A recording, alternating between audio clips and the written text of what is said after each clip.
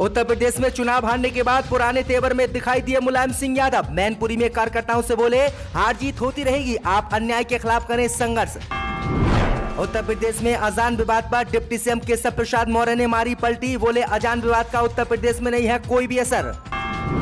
उत्तर प्रदेश में एक्शन में सीएम योगी आदित्यनाथ, बोले सभी विभागों को 100 दिन के बाद जनता को देना होगा काम का ब्यौरा। उत्तर प्रदेश में योगी आदित्यनाथ पर अभद्र टिप्पणी करना पड़ा भारी, वीडियो वायरल होने के बाद पुलिस के हत्थे चढ़ा एक आरोपी। बीजेपी की शान में अखिलेश यादव ने पढ़े कसीदे, कहा इन्हें थैंक यू बोलता हूं कि वो परिवारवाद को कर रहे हैं खत्म। आगरा में लड़की को भागकर शादी करने वाले मुस्लिम युवक के घर में हिंदू संगठनों ने लगाई आग, चौकी इंचार्ज हुआ सस्पेंड। उत्तर प्रदेश में होमगार्ड के 20% पदों महिलाओं के लिए होंगे भर्ती, योगी सरकार ने लिया फैसला। काशी विश्वनाथ मंदिर ज्ञानव्यापी मस्जिद परिसर का 19 अप्रैल को कमिश्नर करेंगे दौरा, हो सकता है इस पर बड़ा ऐलान।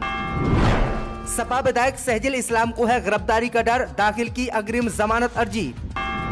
यूपी में 12 IAS अफसरों के तबादले, वेटिंग लिस्ट में रायबरेली, देवरिया और मेरठ के डीएम का नाम। तो दोस्तों अब खबरें जानते हैं विस्तार से।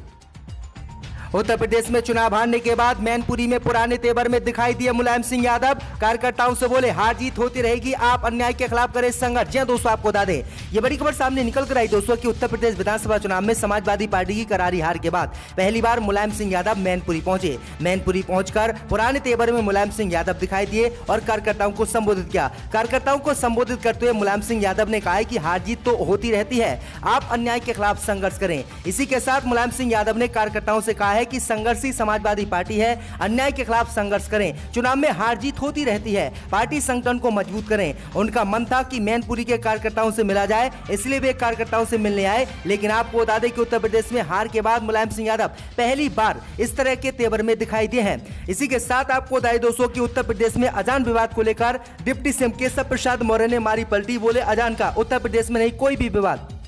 दोस्तों आपको बता दें कि देश भर में लाउड स्पीकर पर हो रहे अजान पर विवाद चल रहा है। इस बीच अंबेडकर जयंती पर बरेली पहुंचे डिप्टी सीएम केशव प्रसाद मौर्य ने कहा है कि लाउड स्पीकर को लेकर यूपी में कोई विवाद नहीं होगा, यहाँ कानून व्यवस्था सख्त रहेगी। यूपी की सियासत में मची हलचल पर उन्होंने कहा है कि सपा, बसपा और कांग्रेस से अब सभी दूरी बना रहे हैं और भाजपा के साथ आ रहे हैं। बढ़ती महंगाई पर डिप्टी सीएम बोले कि ये चिंता का विषय है, रूस यूक्रेन का युद्ध भी महंगाई का कारण है। तो ये बड़ी अपडेट आ रही, बड़ी बातें इन्होंने कही है। इसी के साथ आपको बताएं दोस्तों की यूपी में एक्शन में आए योगी आदित्यनाथ, कहा सभी विभागों को 100 दिन के बाद जनता को देना होगा काम का ब्यौरा। दोस्तों आपको बता दें कि मुख्यमंत्री योगी आदित्यनाथ ने मंत्रियों व अफसरों से कहा है कि सभी विभागों को 100 दिन के बाद जनता के सामने अपने काम का ब्यौरा देना होगा। जनहित की योजनाओं के लिए धनराशि की कमी नहीं होगी, लेकिन वित्तीय संतुलन जरूरी है।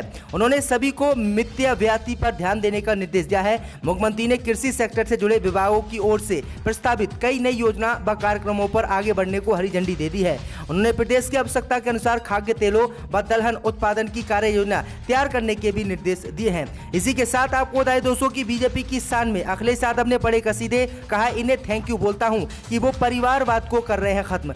दोस्तों आपको बता दें कि उत्तर प्रदेश में विधानसभा चुनाव हारने के बाद समाजवादी पार्टी के राष्ट्रीय अध्यक्ष अखिलेश यादव ने अपनी मुख्य विरोधी पार्टी को धन्यवाद बोला है। अखिलेश यादव एक प्रेस कॉन्फ्रेंस में भारतीय जनता पार्टी पर तंज कसते हुए उन्हें धन्यवाद बोले हैं। प्रेस कॉन्फ्रेंस में जब अखिलेश यादव से उनके चाचा शिवपाल यादव के बीजेपी में शामिल होने के प्रयासों को लेकर सवाल किया गया, तो जवाब में अखिलेश यादव ने बीजेपी को मुबारकबाद दे दी। शुरुआत में तो अखिलेश यादव ने इस सवाल के जवाब में कहा कि उन्हें इसकी कोई जानकारी नहीं है। इसके साथ ही उन्होंने बीजेपी को तंज भरे शब्दों में शुक्रिया कहते हुए कहा कि मैं बधाई देता हूं कि आपको बीजेपी के लोगों को कम से कम परिवारवाद को तो वो खत्म कर रहे हैं। तो ये बड़ी अपडेट आ रही है, बड़ी बातें अखिलेश यादव ने की हैं।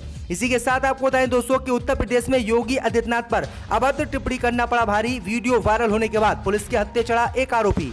दोस्तों आपको बता दें कि उत्तर प्रदेश के मुख्यमंत्री योगी आदित्यनाथ पर अभद्र टिप्पणी करना 3 लोगों को भारी पड़ गया। तीनों के खिलाफ गाजियाबाद के थाना भोजपुर के निवाड़ी में रिपोर्ट दर्ज हुई है, जिसमें पुलिस ने एक आरोपी को गिरफ्तार कर लिया है, जबकि अन्य 2 अभी भी फरार चल रहे हैं। दरअसल आपको बता दें कि मोदी नगर में सूबे के मुखिया योगी आदित्यनाथ पर आपत्तिजनक और अभद्र टिप्पणी करने का एक वीडियो सोशल मीडिया पर तेजी से वायरल हो रहा है।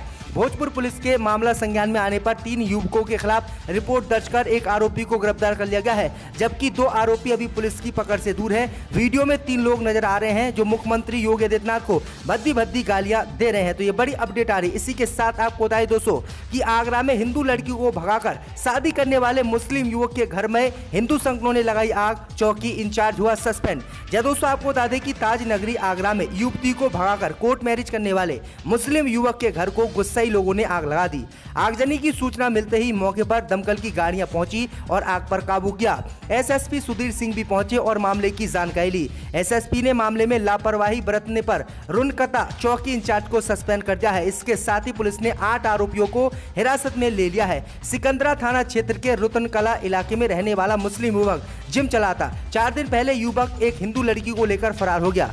दोनों ने कोर्ट मैरिज कर ली और वीडियो शेयर करते हुए कहा कि हमने शादी कर ली है, कोई हमें परेशान ना करे। वीडियो सामने आने के बाद से ही लोगों में आक्रोश था। इस बीच पुलिस ने बुधवार रात को युवती को दिल्ली से बरामद कर लिया, लेकिन युवक फरार हो गया। पुलिस उसकी तलाश कर रही है, लेकिन आपको बता दें कि आरोपी के गिरफ्तार न होने पर आगरा के लोग काफी भड़क गए और उन्होंने मुस्लिम युवक के घर में आग लगा दी। इसी के साथ आपको बताएं दोस्तों कि यूपी में होमगार्ड के 20% पद महिलाओं के लिए होंगे भर्ती। योगी सरकार ने लिया फैसला। दोस्तों आपको बता दें कि उत्तर प्रदेश सरकार यूपी होमगार्ड में महिलाओं को नौकरी के बड़े अवसर देने जा रही है। विभाग के रिक्त पड़े 20% पदों पर केवल महिलाओं की भर्ती होगी। अधिकारियों को 100 दिन में भर्ती प्रक्रिया को शुरू करने के प्रस्ताव को बना लेने के लिए कहा गया है। शांति व्यवस्था बनाने और आंतरिक सुरक्षा में महत्वपूर्ण योगदान देने वाले होमगार्ड विभाग में होने वाली इन भर्तियों से प्रदेश में महिलाओं के प्रति अपराधों में भारी कमी आएगी। प्रदेश में सुरक्षा का माहौल भी विकसित होगा। अपनी हिम्मत और जज्बे से बुलंदियों को छूने का सपना रखने वाली प्रदेश की महिलाओं को अवसर मिलने से वे प्रदेश की सुरक्षा व्यवस्था को आगे मजबूत करेंगी। तो ये बड़ी अपडेट आ रही है। योगी सरकार अब जो महिलाओं को काफी संख्या में भर्ती कराएगी। इसी के साथ आपको बताएं दोस्तों कि भाजपा से नजदीकी पर शिवपाल सिंह यादव ने तोड़ी चुप्पी, बोले समान नागरिक संहिता लागू करने का आ गया है वक्त। दोस्तों आपको बता दें कि भाजपा से नजदीकी बढ़ा रहे प्रसपा अध्यक्ष शिवपाल यादव अब समान नागरिक संहिता लागू करने की पैरवी करने लगे हैं। उन्होंने गुरुवार को कहा कि अब समान नागरिक संहिता लागू करने का सही वक्त आ गया है। बाबा साहब ने संविधान सभा में समान नागरिक संहिता की वकालत की थी, जिसे लोहिया ने 1967 के आम चुनाव में जन मुद्दा बनाया था। सबकी मनोभावनाओं के अनुरूप समान नागरिक संहिता का मसौदा बनकर लागू करने का सही समय आ चुका है। शिवपाल सिंह यादव ने ये बातें बीजेपी से नजदीकी के दौरान कही हैं। इसी के साथ आपको बताएंगे दोस्तों कि काशी विश्वनाथ मंदिर ज्ञानव्यापी मस्जिद परिसर का 19 अप्रैल को कमिश्नर करेंगे दौरा। दोस्तों आपको बता दें कि काशी विश्वनाथ ज्ञानव्यापी मस्जिद केस को लेकर कोर्ट ने कमिश्नर नियुक्त करने का फैसला किया है। नियुक्त कमिश्नर 19 अप्रैल को मंदिर मस्जिद परिसर का दौरा और वीडियोग्राफी करेंगे। कोर्ट ने इस दौरान सुरक्षा बल तैनात करने का आदेश दिया है ताकि किसी तरह की कोई अप्रिय घटना न हो। वाराणसी जिला कोर्ट ने सितंबर 2020 में दाखिल याचिका पर सुनवाई करते हुए ये आदेश दिया है। कोर्ट के आदेश के बाद काशी विश्वनाथ मंदिर परिसर में विश्वेश्वर महादेव ज्योतिर्लिंग की आधा शक्ति श्रृंगार गौरी के मंदिर के सामने रिपोर्ट तैयार की जाएगी। तो ये बड़ी अपडेट आ रही क्योंकि काशी विश्वनाथ मंदिर और ज्ञानव्यापी मस्जिद को लेकर हिंदू और मुसलमानों में लगातार तनाव बना हुआ है। इसी के साथ आपको बताएं दोस्तों कि सपा विधायक सहजिल को गिरफ्तारी का डर, दाखिल की अग्रिम जमानत अर्जी। दोस्तों आपको बता दें कि सपा विधायक सहजिल इस्लाम गिरफ्तारी से बचने के लिए कोर्ट पहुंचे हैं। उन्होंने अपने अधिवक्ता के माध्यम से कोर्ट में अग्रिम जमानत के लिए अर्जी दी है। कोर्ट उनकी अर्जी पर 19 अप्रैल को सुनवाई करेगा। 4 अप्रैल को बरादरी थाने में हिंदू युवा वाहिनी के जिला प्रभारी अनुज वर्मा की ओर से सपा के भोजीपुरा से विधायक सहजिल इस्लाम और समाजवादी पार्टी के जिला उपाध्यक्ष संजीव सक्सेना के खिलाफ मुकदमा दर्ज कराया गया था। मुकदमे में आरोप लगाया गया है कि विधायक ने मुख्यमंत्री को लेकर अमर्यादित टिप्पणी की थी। तो ये बड़ी अपडेट आ रही दोस्तों। इसी के साथ आपको बताएं दोस्तों कि चाचा शिवपाल के बगावती तेवरों से जूझ रही सपा में टूटते योगी से मिले सुखराम। दोस्तों आपको बता दें ये बड़ी खबर सामने निकल कर आई दोस्तों कि सपा मुखिया अखिलेश यादव की मुश्किलें कम होने का नाम उत्तर प्रदेश में नहीं ले रही हैं। चाचा शिवपाल के फिर बगावती तेवरों से जूझ रही सपा को एक और झटका पार्टी के राज्यसभा सांसद चौधरी सुखराम दे सकते हैं। विधानसभा चुनाव से पहले ही उनके बेटे मोहित यादव ने भाजपा का दामन थाम लिया था। अब परिवार के अन्य सदस्यों के साथ मुख्यमंत्री योगी आदित्यनाथ से चौधरी सुखराम की मुलाकात के बाद उनके भी भाजपा में आने की चर्चाएं तेज हो गई हैं। इस मुलाकात के बाद सुखराम ने अखिलेश को घेरते हुए कहा है कि उनके पास मुझसे मिलने का वक्त नहीं है, इसलिए मैं योगी आदित्यनाथ से मिलने आया हूं। इसी के साथ आपको बताएंगे दोस्तों कि याकूब कुरैशी और उसके परिवार पर कसेगा शिकंजा, बैंक खाते सीज करने की तैयारी में बीजेपी। जब दोस्तों आपको बता दें कि पूर्व मंत्री याकूब कुरैशी पर पुलिस अब कानूनी शिकंजा और ज्यादा कसने वाली है। अब याकूब के बैंक खातों को सीज करने की तैयारी है, जिसको लेकर रिपोर्ट बनाई जा रही है। वहीं दूसरी ओर याकूब के मुकदमे में जिन 3 आरोपियों के नाम बढ़ाए गए हैं, उनके गैर जमानती वारंट संभवत सोमवार को मिल जाएंगे। याकूब कुरैशी की खरखौदा स्थित मीट फैक्ट्री पर 31 मार्च 2022 को छापेमारी की गई थी। इस दौरान पुलिस प्रशासन ने अवैध रूप से मीट की पैकिंग पकड़ी थी। इस संबंध में याकूब कुरैशी, उनकी पत्नी समजीदा और दोनों बेटे इमरान व फिरोज समेत 14 आरोपियों पर मुकदमा दर्ज कराया गया था। इसी मुकदमे में 10 आरोपियों की गिरफ्तारी हुई है, जबकि याकूब और उसके परिजन फरार हो गए। तो ये बड़ी अपडेट आ रही है। इसी के साथ आपको बताएं दोस्तों कि फतेहपुर में चर्च में धर्मांतरण का आरोप